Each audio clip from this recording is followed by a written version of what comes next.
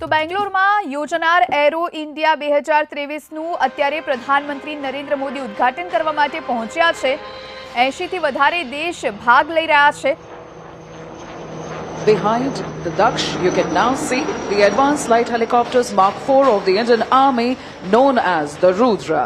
They are an advanced and armed variant of advanced light helicopter developed for attack role, close air support and high altitude operations. Next in line are the light combat helicopters Prachand of the Indian Air Force.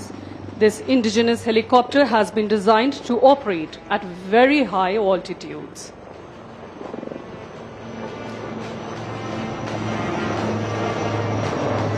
Last but not the least, behind Prachands, we can now see the advanced light helicopter Mark I Dhruv of the Sarang helicopter display team, the only 4 military helicopter display team in the world with such unique maneuvers and a color scheme.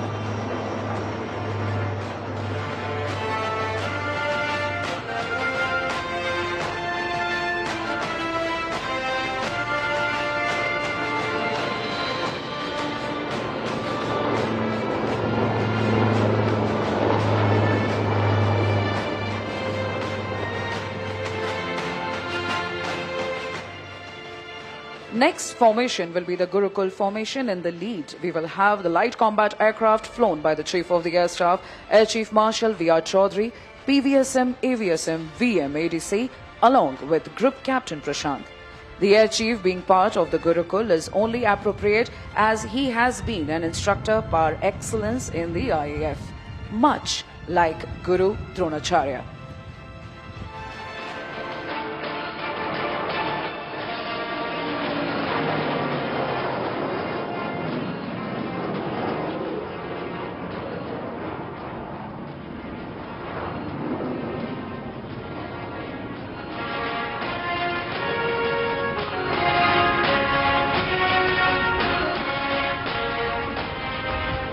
Coming in from your left is the Embraer 145 aircraft mounted with an indigenous airborne early warning and control system known as Netra, our own eye in the sky. This high-value aerial asset is always accompanied by dedicated fire escorts to shoot down any potential threats during wartime. और देखिए तस्वीरें हम आपको लगातार दिखा रहे हैं। उस फ्लाई पास में कौन कौन से विमान शामिल हो रहे हैं वो भी हम आपको बता देते हैं। राफेल, सुखोई, मिराज 2000, मिग-29, LCA Tejas, C-17 transport aircraft, C-130 transport aircraft, अवैक्स टोही विमान।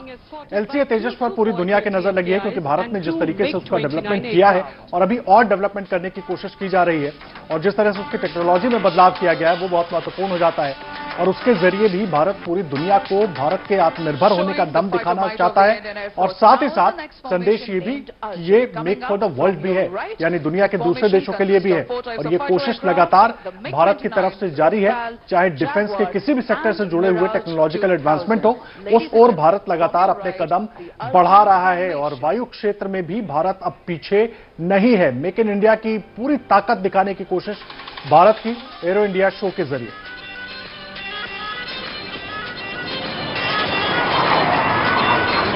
तो तस्वीरों में आप प्रधानमंत्री नरेंद्र मोदी को भी देख पा रहे हैं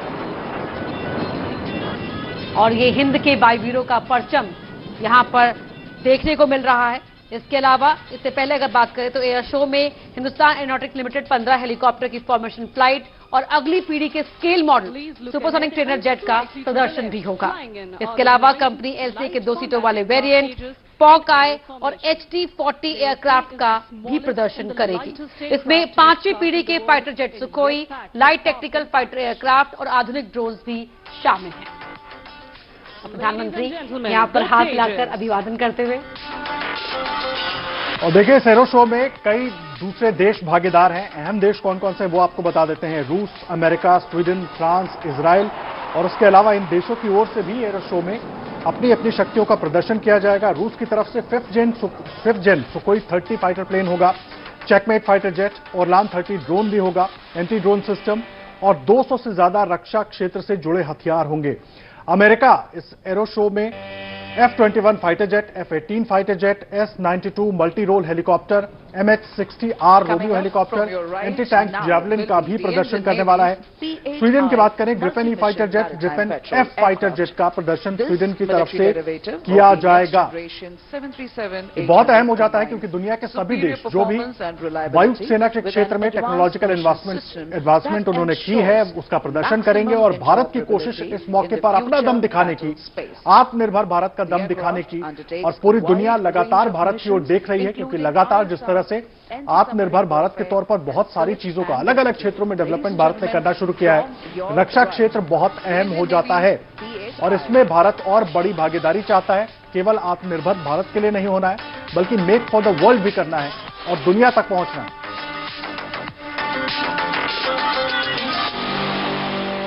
और हर 2 साल में एरो इंडिया शो का आयोजन किया जाता है और इसी के दौरान की ये तस्वीरें आप देख रहे हैं। प्रधानमंत्री नरेंद्र मोदी को इस वक्त आप देख पा रहे हैं, लगातार एक के बाद एक फ्लाई पास्ट हो रहे हैं। शुरुआत 16 लाइट कॉम्बैट HAL के द्वारा निर्मित हेलीकॉप्टर्स के जरिए हुई जिन्होंने आत्मनिर्भर फॉर्मेशन में उड़ान भरी। उसके बाद राफेल, मिराज, MiG-29 तमाम विमानों को आपने देखा और एक के बाद एक हर देश की तरफ से उनके फाइटर जेट्स आएंगे, फ्लाई पास्ट में हिस्सा, और ये शो अभी लगातार चलेगा और सबकी कोशिश ये होगी कि ज्यादा से ज्यादा जो टेक्नोलॉजी शेयरिंग है उस पर बात हो, किस तरीके से और इन चीजों को मजबूत किया जा सकता है, बेहतर किया जा सकता है और तमाम देश अपना अपना दम दिखाएंगे। Making a Trishul or trident while soaring in the skies.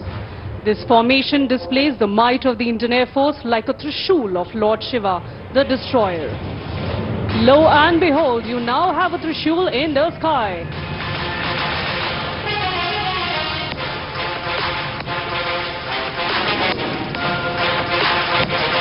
तो तस्वीरें हम आपको दिखा रहे हैं, त्रिशूल फॉर्मेशन की तस्वीरें आप जिस वक्त देख रहे थे।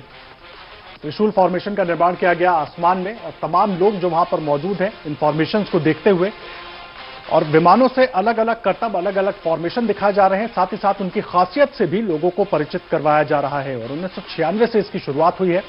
हर दूसरे साल एरो इंडिया शो का आयोजन किया जाता है और अब तक 13 बार, और ये इसका 14वां एडिशन है जो आप देख रहे हैं, जहां पर प्रधानमंत्री नरेंद्र मोदी मौजूद हैं। इसके अलावा तमाम खास लोग और 8 से ज्यादा अहम देश जो अपने अपने विमानों का, अपने अपने हथियारों का यहां पर प्रदर्शन करने वाले हैं, वो तमाम लोग मौजूद हैं और खास करके सबकी कोशिश ये होगी टेक्नोलॉजिकल शेयरिंग किस तरह से हो सकती है और भारत की कोशिश कि आत्मनिर्भर भारत का दम वो पूरी दुनिया के सामने रखे कि किस तरीके से भारत ने अपने आप को टेक्नोलॉजी के तौर पर काफी एडवांस किया है, अपनी जो तकनीकी दिक्कतें थी उनको दूर किया है।